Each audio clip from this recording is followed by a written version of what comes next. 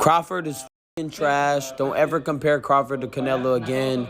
Shout out young Triple G. He f***ing did his shit. I felt he won. At least a draw. F*** the judges. F*** you weirdos. You guys suck ass. And f*** Crawford. You're not pound for pound. Suck dick. You never fought nobody good. You fought Spence that had a car accident. F*** you, bitch. Terence Crawford and Israil Madrimov put on a great show during their fight in the ring on August 3rd. Both fighters put their rigorous training sessions to work, but y'all know there can only be one winner, and that winner was Terence Crawford. Interestingly, the boxing community has been buzzing continuously since Crawford's hand was lifted, and he was named the WBA super welterweight champion. It was definitely not an easy fight. Both Crawford and Madrimov came to win, but one person thugged it out till the very end. Crawford dusted Madrimov off the title as he won by unanimous decision. The judges did their peculiar job as they scored the match with 116-112, 115-113, and another 115-113, and all were in favor of Crawford. Before you think there might have been some kind of foul play at work, you should watch the fight. Madrimov did a good job at throwing his heavyweight punches that have made him undefeated in the previous years. But Crawford surely didn't come to play either. There have been a lot of side talks before the match that claim Madrimov would chase Crawford out of the league due to his experience. But Crawford said, "Not today." Madrimov has been opportune in the past to fight with more professional fighters like Vladimir Hernandez, Magomed Kurbanov, Alejandro Barrera, and others.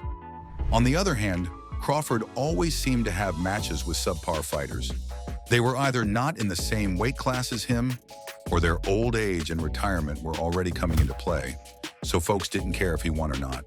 People already believed Madrimov would send Crawford's career packing as he would put his experience to play. But guess what? Crawford changed the trajectory of the match and made history along with it. Terence Crawford now holds the title of a four-division champion with titles at 135, 140, 147, and 154 pounds. Crawford's win against Madrimov sprung many reactions, from boxing professionals like boxers, trainers, and boxing promoters, to even regular boxing fans. Everyone had something to say about the match, as it was a phenomenal performance.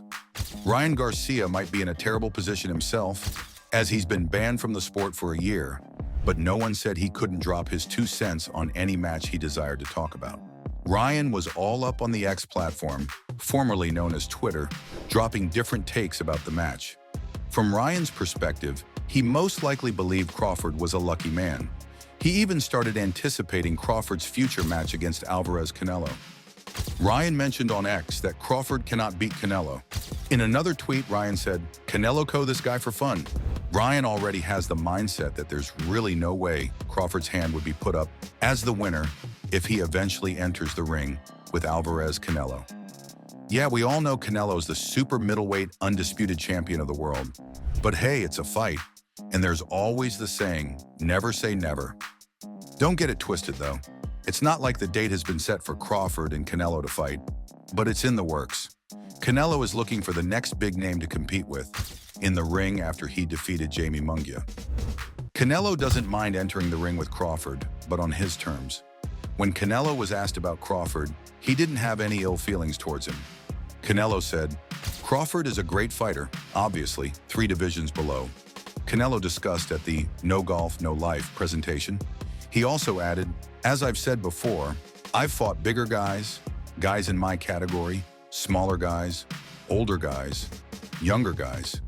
At the end of the day, I was born to fight, and I'll fight anyone, obviously on terms that suit me best. At this point in my career, I'll always make the best fights, but they have to benefit me. It depends on the money. Why not?" So Canelo's condition is that the fight has to benefit him wholly because his pocket matters a lot to him. Aside from folks demanding a fight from Canelo and Crawford, there's also Turki Alalshik's wish to see them throw punches. Turki, who is the chairman of the General Authority for Entertainment in Saudi Arabia, an advisor to the Saudi Royal Court, said on MMA Hour, "I'm working on the Canelo versus Crawford fight. I want this fight." Turki added, "We're considering doing it in the United States because we want it to be big, in a great stadium, and offer a good pay-per-view. We want it to be at the end of the year or early next year." However, Ryan Garcia still had something to say, but this time the message was to Turki Al-Sheikh. Ryan said in another tweet, "Turki, let me know when you want a good fight. Hit my number up. Love you." Now, folks are saying for a fighter that is going through a rough patch like Ryan, he sure has so much to say about fighters who can still compete in the ring. Oops! As stated earlier, nobody said anything like he couldn't watch from the sidelines and air his opinions, though. Another professional in boxing who reacted to the fight was Leonard Ellerbe. Ellerbe also wrote on X saying, "Tank over everybody." Okay, Gervonta Tank's promoter. No one said anything about Tank Davis. So Ellerbe's reason for hyping up his favorite fighter is still unknown. Guess he was just trying to say Tank is the only undefeated fighter who would remain undefeated, as Madrimov already left that league. Well, Shakur Stevenson also had something to say about the match, but Shakur's reaction wasn't direct, but it's so obvious who he was trying to throw shades at. On the X platform, Shakur put up 3 funny emojis. This can only mean Shakur was mocking someone, and that person is no other than Madrimov. Madrimov lost his undefeated streak, so yeah, some folks in boxing like Shakur Stevenson are gonna have a good laugh about it. Jamel Herring also wrote what he felt was right. On Jamel's note, he felt there was more to the match than everyone was seeing. Jamel also wrote on X saying, "That was definitely a technical chess match. I think Bud turned it up, coming down the stretch in the championship rounds. Daz in boxing, got your Crawford Madrimov." Okay, Jamel, what's with the chess reference? Only Jamel knows better, but he definitely had a different opinion concerning the match. Another notable person who reacted to the match result was Lil Duval. Lil Duval said he was glad Crawford won, but no one should make him stay up like that for no shit again. Wow, that was mean coming from Lil Duval. What does he mean by saying the match was trash? People really enjoyed that match, or maybe not. Andreas Hale also said on X that it feels like commentary is ignoring Crawford's combinations, and the fact that Madimov's left eye is pretty damaged. Oops. Sorry about that to Madrimov Israil. However, there were also many predictions before the fight. While many people predicted Madrimov was going to keep his undefeated streak and beat Crawford, some folks also had it in mind that Crawford would beat Madrimov, ruin his streak, and win the WBA Super Welterweight Championship. Oh well, Crawford did that. Promoter Eddie Hearn already saw the future, and he did a pretty bad job at that. Eddie said in a statement before the fight that Madrimov was ready to knock out Terence Crawford in Los Angeles. Eddie said it was going to be the fight that would turn Israil Madrimov into a superstar. Unfortunately, that wasn't the case. Sorry, Eddie Hearn. Eddie also included that he was only concentrating on the fight against Terence Crawford, as he wasn't thinking about anything else. Eddie said he and Crawford could talk about everything else after the fight. Well, they can do that now, but he should be ready to respect Crawford. If you're wondering what they would have to talk about after the fight, let's just say Eddie and Crawford are not enemies, but they aren't close friends either. Eddie and Crawford have always bantered with each other, whether on camera or even on social media, but folks believe it's just fair banter and there's no bad blood lurking in there. I don't think you can hoop. What? I definitely can't hoop. Well, I can hoop. I'm probably still better than you at hooping as well. But I'm definitely You ain't better than me in nothing. Darts. And talking, that's it. Talking? You talk a good game. You ain't better than me in nothing. Darts. Nothing. Darts. Nothing. Darts. Today. You're very nervous today. I don't know what's wrong with you. I've been here. Your energy's all off. I've been here. I'm worried about you on Saturday. Last time I don't think you're taking this fight right. I'm 3-0 against you, sir. That doesn't matter. 3-0. One was against Ricky Burns. You're 135 pounds. Who is That's that your one? best champion. Well, sorry, Eddie, Crawford proved you wrong.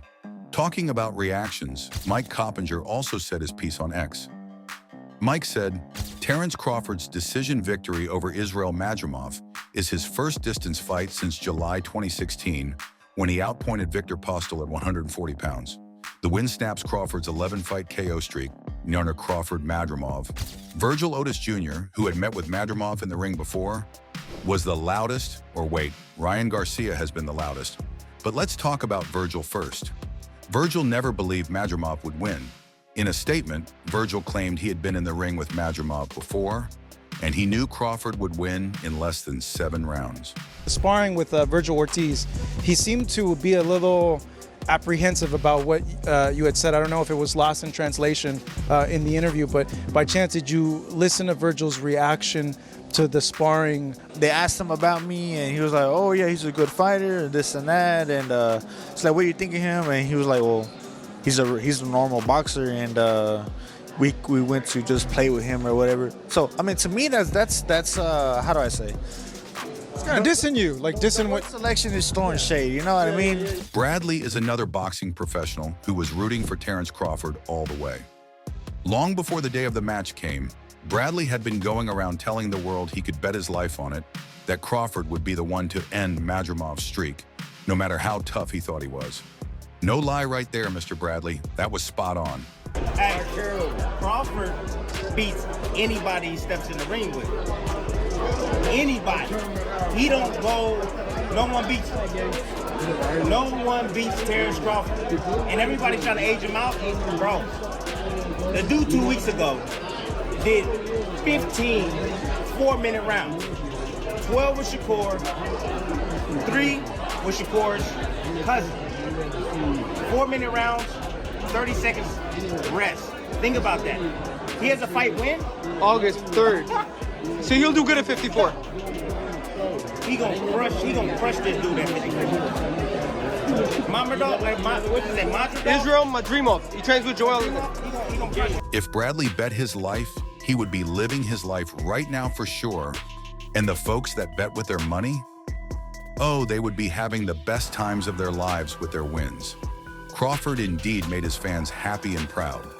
Oh, we shouldn't forget that Ryan Garcia still had some things stuck in his head that he had to let out. Ryan said in another tweet, "F you, Crawford. Fight someone. Stop stealing money from boxing. You bring nothing to boxing." Wow, Ryan must have been really hurt that Crawford won. Or did Ryan put his money on Madrimov and he's furious about losing it? Ryan really has to let folks know what exactly the problem is with Crawford winning the title. It's not like he could even schedule a fight with him because he's not active in the sport right now. Anyway, Ryan can say all he wants, but that wouldn't change the result, and that wouldn't affect Crawford's new title. Crawford is on his way to break more records, and Madrimov will surely be recovering from his broken streak. But for now, we can keep enjoying the matches that are set to come up pretty soon. Pending that time, folks will enjoy highlights and celebrate the winner. So do you think all of these reactions from these people are justified? Or do you think some were just being fake by cheering the winner on, even if they weren't supporting him at first? Let us know your thoughts in the comments section below. Don't forget to subscribe to this channel or turn on post notifications so you don't miss out on boxing news updates.